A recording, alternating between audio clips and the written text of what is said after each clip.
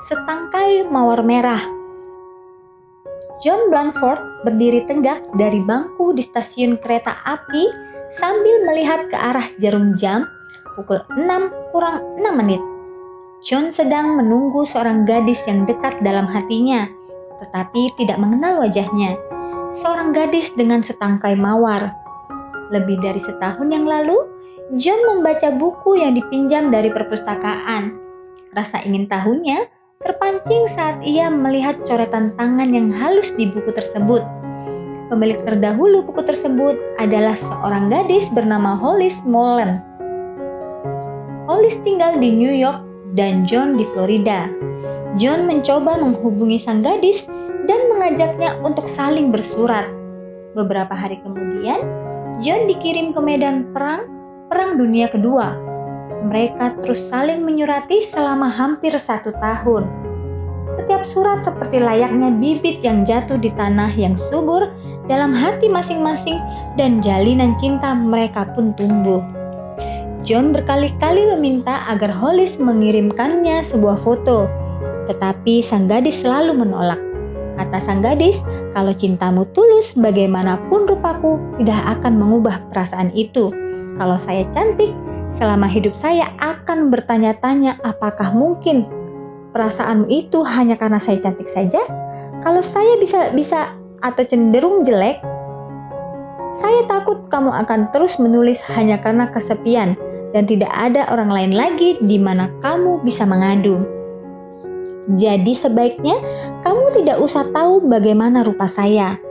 Sekembalinya kamu ke New York, nanti kita akan bertemu muka. Pada saat itu, kita akan bebas untuk menentukan apa yang akan kita lakukan. Mereka berdua membuat janji untuk bertemu di stasiun pusat di New York pukul 6 sore setelah perang usai.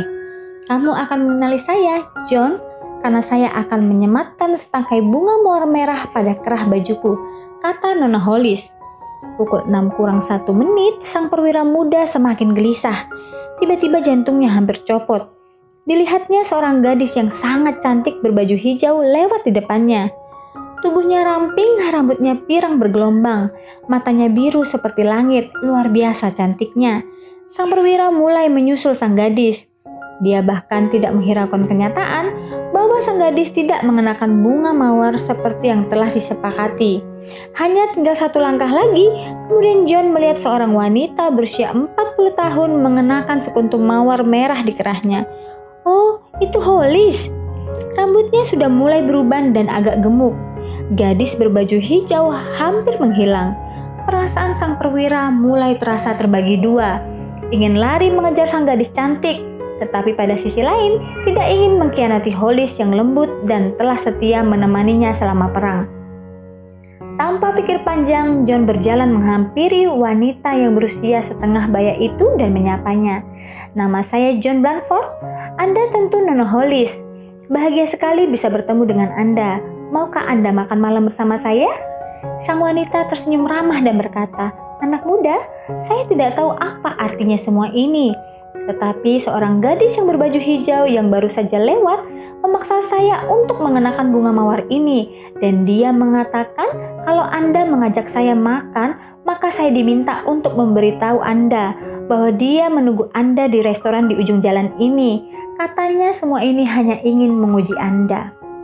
Pesan yang disampaikan dalam cerita ini adalah sikap setia dan konsistensi selalu akan berbuah kebahagiaan.